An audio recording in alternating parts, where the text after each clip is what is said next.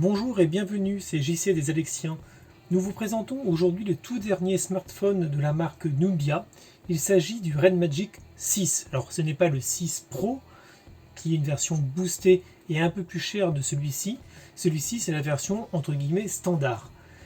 C'est, pour ceux qui ne connaissent pas, des smartphones qui sont dédiés avant tout au gaming et à partir de là ce sont de vraies bêtes de course. Vous pouvez le trouver à partir de 599 € sur internet. Mais sans plus tarder, passons maintenant aux caractéristiques. C'est un téléphone qui va faire 17 cm de hauteur sur 7,7 de large pour une épaisseur d'à peine 1 cm, 97 mm plus précisément. Vous voyez que l'arrière est fait en Gorilla Glass et on a vraiment quelque chose de sympa. Ici et ici, il y a des LED qui se cachent, qui vont permettre à votre téléphone d'éclairer au rythme des jeux auxquels vous jouez, de la musique et même d'une manière générale, juste histoire de savoir où est-ce qu'il est. C'est plutôt sympa. Bon, par contre, ça tire un peu sur la batterie, c'est vrai. Et vous avez également ici 3 capteurs photo sur lesquels on reviendra tout à l'heure. C'est un téléphone qui fait 6,8 pouces et qui va afficher 220 grammes sur la balance. Le tour du téléphone est fait en métal, le reste en verre, et vous avez même à l'intérieur de l'aluminium de type aéronautique, mais plutôt dédié là dans ce cas-là à la partie refroidissement, parce que comme je vous l'ai dit, il est dédié au gaming, on reviendra dessus, mais il a un système de refroidissement avec 7 technologies différentes, c'est appellent le ice cooling, qui est plutôt pas mal et plutôt performant. Vous voyez également qu'il va se charger avec un USB-C, il est effectivement livré avec un double câble USB-C et un chargeur 30 watts qui permet une charge rapide mais pas la plus rapide possible. Avec du 30 watts, vous allez le charger en à peu près 65 minutes alors que vous allez baisser à 43 minutes pour le charger à 100% si vous passez sur un 66 watts. Comme il lui faut pas mal de puissance pour les jeux, il va embarquer 12 Go de mémoire vive, ce qui est vraiment énorme, et seulement 128 pour le stockage, sachant qu'il n'est pas extensible. Vous avez effectivement ici un tiroir à SIM, mais c'est une double SIM et pas une double SIM hybride. Donc pour les 128 Go, regardez si c'est suffisant pour vous. Et les jeux actuels, surtout si vous voulez vraiment faire du gaming avec, prennent quand même pas mal de place. C'est un téléphone qui est compatible 5G et Wi-Fi 6. Donc vraiment ce qui se fait de mieux à l'heure actuelle, c'est aussi du Bluetooth 5.1. Au niveau d'Android, il est sous Android 11 et il a le système d'exploitation maison, le Red Magic OS. Alors ce Red Magic OS, par contre, c'est ce qu'on peut appeler le point faible du produit, parce qu'en fait il mélange à la fois le français et l'anglais. Vous voyez ici on a info sur les applis, là on a Advanced Setting, quand on va dessus on repasse sur du français, là on repasse sur de l'anglais, vous voyez que là tout est en anglais. C'est vraiment un souci, c'est vraiment fouillis également, on a vraiment du mal à s'en sortir, il y a vraiment un vrai problème de finition au niveau de cet OS sur lequel on se perd mais complètement. C'est un téléphone qui va avoir une reconnaissance par empreinte, vous voyez, hop, qui marche plutôt bien. Il y a également une reconnaissance faciale qui fonctionne aussi très bien, et bien entendu le système par code. Si on parle d'une utilisation standard, hormis le fait que le système d'exploitation est vraiment très délicat, il n'y a absolument aucun problème pour aller sur internet et pour gérer plusieurs activités de front. Vous voyez que ça s'affiche très vite. Franchement, le Wi-Fi fonctionne très bien. Pareil avec la connectivité. Bon, j'ai pas pu tester le 5G parce qu'il n'y en a pas encore ici. Mais franchement, c'est super. Disons qu'à l'utilisation quotidienne, c'est un vrai plaisir. Et bien entendu, je ne voulais pas montrer, mais vous avez également la possibilité de lancer les assistants vocaux. Alexa, bonjour. Bonjour et bonne journée mondiale des abeilles. Ce que je vous propose maintenant, c'est de détailler les caractéristiques en fonction des utilisations qu'on va pouvoir en faire. Et on va commencer par la partie audio. Tout d'abord, il est équipé d'une prise jack 3.5. Donc ça, c'est plutôt pas mal. Il a également 2 haut-parleurs de chaque côté pour avoir un son stéréo 3D. Il est après relativement standard par rapport à ce qu'on trouve maintenant au niveau de la lecture. Il va prendre en compte à la fois les codecs tout à fait basiques et les codecs lossless. Donc on a du MP3, du AAC, du AAC+, du WMA, mais également du FLAC, du WAV, etc. Et il va enregistrer en WAV, en AAC et en AMR. Donc au final, ça veut dire que vous pourrez écouter votre musique préférée via un casque filaire ou un casque Bluetooth, parce qu'avec le Bluetooth 5.1, il prend également en charge les codecs high-res audio wireless, mais il faut pour cela s'équiper d'un bon matériel. Ceci dit, pour le jeu et pour regarder des vidéos sans avoir à mettre le casque, vous allez voir que rien que le son des haut-parleurs est déjà plutôt bien. Voilà, vous voyez que là, on est sur du FLAC en 24 bits, 48 kHz pour une qualité d'entrée de 24 bits, 96 kHz. Et vous voyez que ça donne plutôt pas mal.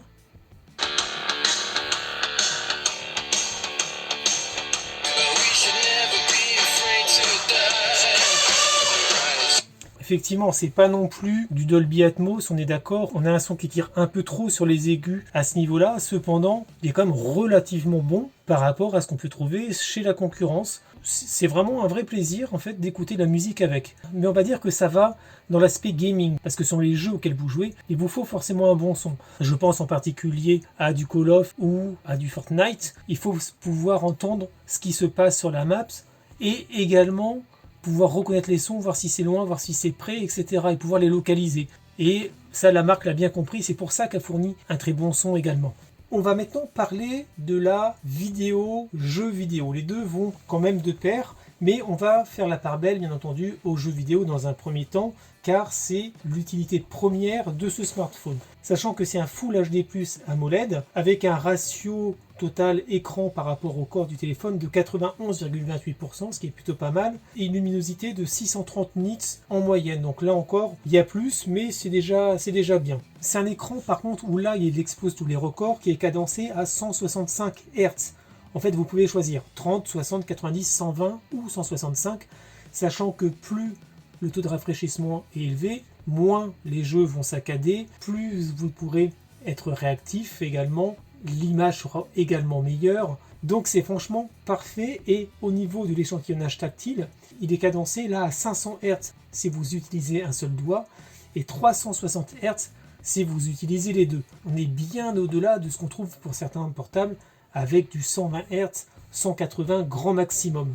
Les 12 Go de mémoire vive, en fait, c'est une mémoire toute dernière génération. C'est la LPDDR5, donc plus rapide en fait que la 4 et que la 4+.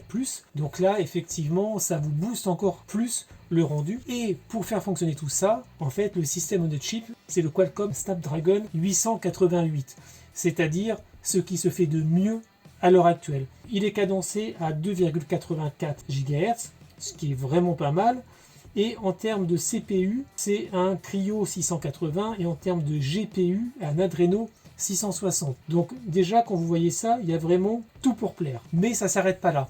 En fait, la marque pense au gaming avant tout, et à partir de là, votre écosystème de téléphone va pouvoir changer avec une simple touche pour aller dans ce qu'on appelle le Game Space, donc version 3.01, dans lesquels non seulement les jeux vont sortir avec un super son, c'est-à-dire avec du DTS:X, mais également vous allez voir que tout va se mettre en place pour pouvoir avoir le meilleur rendu possible, c'est-à-dire un ventilateur qui va se lancer avec le système de refroidissement qu'on va voir juste après, et également un système que vous avez là sur les côtés de, entre guillemets, pavés tactiles qui vont venir remplacer les actions que vous pouvez faire sur l'écran. Et ces gâchettes tactiles sont des gâchettes que vous pouvez paramétrer dans le système, et vous pourrez faire une ou plusieurs actions en appuyant sur une seule gâchette. Donc ça va plutôt pas mal. Certains vont crier au cheat. À voir, en tout cas, pour jouer, c'est bien pratique. Parlons refroidissement. La marque a développé ce qui s'appelle le Ice Cooling. C'est 7 technologies de refroidissement différentes. Ça utilise à la fois un gel,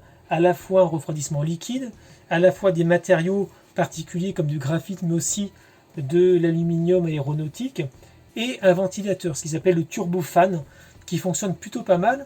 Je vous le dis parce que vous allez voir que dès qu'on le met en marche, ça s'entend. Donc là, c'est la touche pour pouvoir entrer dans le Game Space.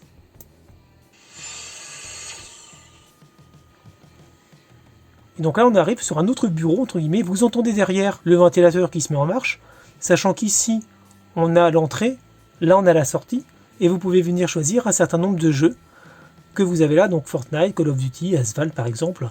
Donc vous voyez que là, on est vraiment sur quelque chose de très rapide. Donc il y a une vitesse de chargement vraiment excellente par rapport à d'autres produits, mais franchement, et vous entendez le son qui est vraiment extra également.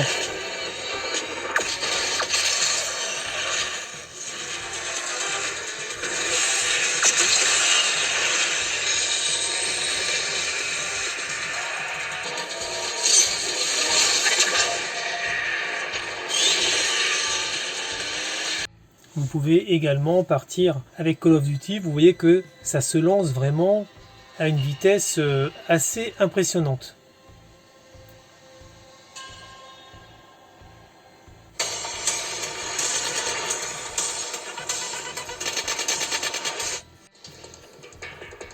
Voilà.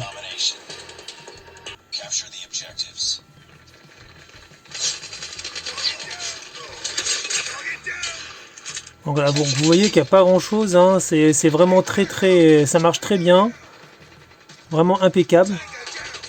Hop. Nickel. Bon après effectivement là j'ai pas encore paramétré les touches ici. Et pour pouvoir sortir des modes, il est nécessaire de fermer là. Et voilà, et ensuite vous pouvez sortir. Et vous voyez que vous avez toujours également accès au jeu ici. Voilà, vous voyez que tout fonctionne vraiment sans aucun problème. Et donc jouer aux jeux vidéo avec ce produit est vraiment jouissif. C'est super. Franchement, il est extra pour faire ça. C'est le meilleur téléphone que nous ayons pu tester à ce niveau-là. Et franchement, sa réputation n'est pas galvaudée. C'est quelque chose qui est vraiment exceptionnel. Vous pouvez le paramétrer à l'envie et il ne chauffe pas. Alors par contre, il fait un petit peu de bruit. Si vous voulez vous mettre tranquille, jouer sur le canapé alors que votre famille regarde la télé, par exemple, ça va s'entendre. Il ne passe pas inaperçu. D'autant que même quand vous le mettez à charger, il y a un système de ventilation qui se met également en marche pour éviter qu'il ne surchauffe pendant la charge. Donc tout est prévu.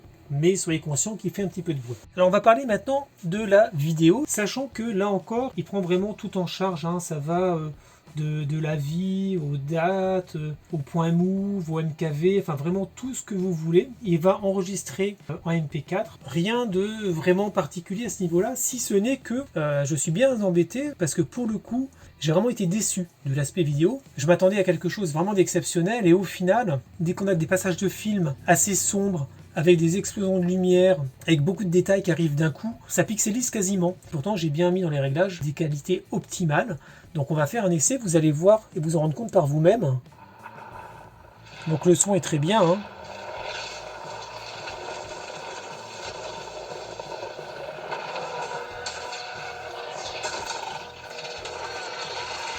Voilà, vous voyez que là, par exemple, on a vraiment quelque chose... pas pixelisé, mais vraiment pas loin, quoi. C'est...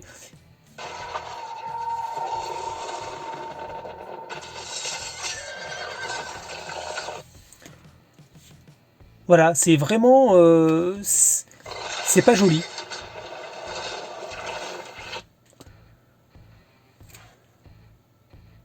C'est vraiment pas joli. Alors c'est vrai que Red Magic a eu des problèmes avec la HD qui n'était pas pris en compte par Amazon et par Netflix.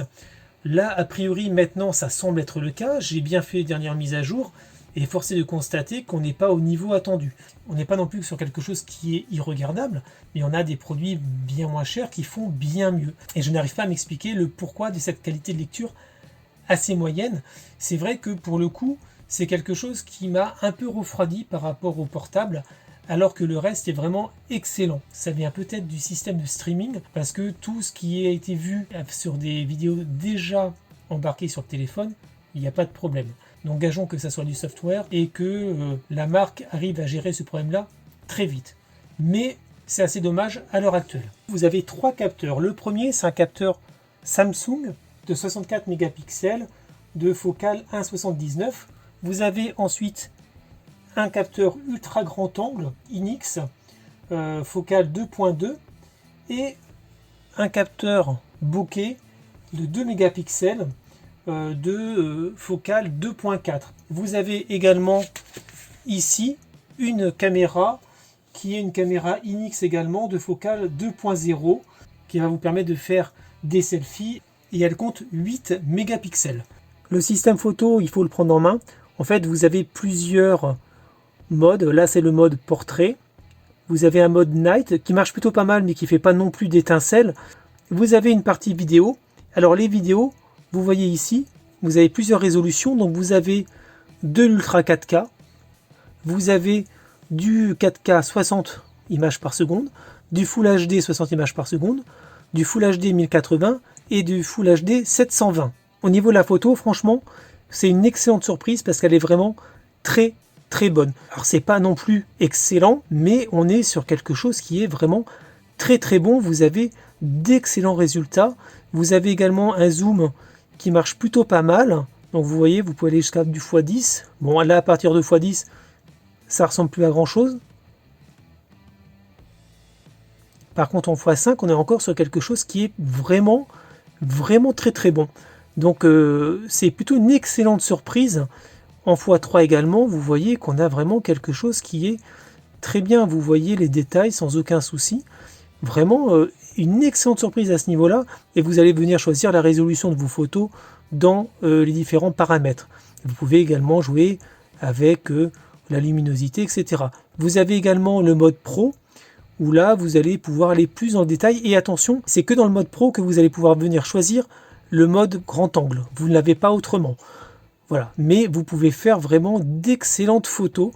Et vous avez pas mal de programmes, entre guillemets, avec du blur, du clone, des photos d'identité, du panoramique, des macros aussi, qui marchent vraiment très très bien. J'ai mis quelques exemples de photos prises en macro, par exemple, avec de la retouche d'image particulière, que vous pouvez trouver sur notre test, sur notre site internet. L'ultra grand angle déforme très très peu, les couleurs sont assez représentatives, les photos sont relativement nettes, le mode macro est très très bon.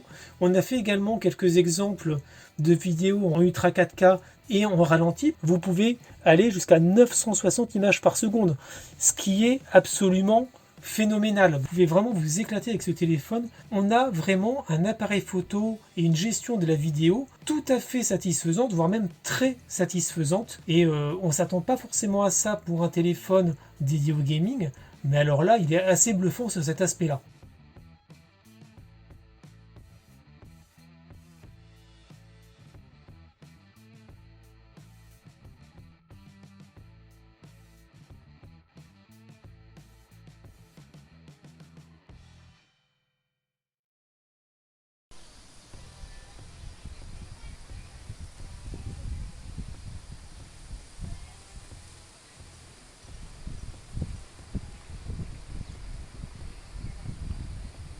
Vous avez pu vous rendre compte de ce que ça donne en vidéo, vous voyez que c'est plutôt bien. En conclusion de ce test, que dire sur notre Nubia Red Magic 6? Eh bien écoutez, c'est une excellente surprise, un excellent téléphone. Excellente surprise, pourquoi? C'est par rapport à la partie photo. Je ne m'attendais pas forcément à ce que ça soit si bon que ça.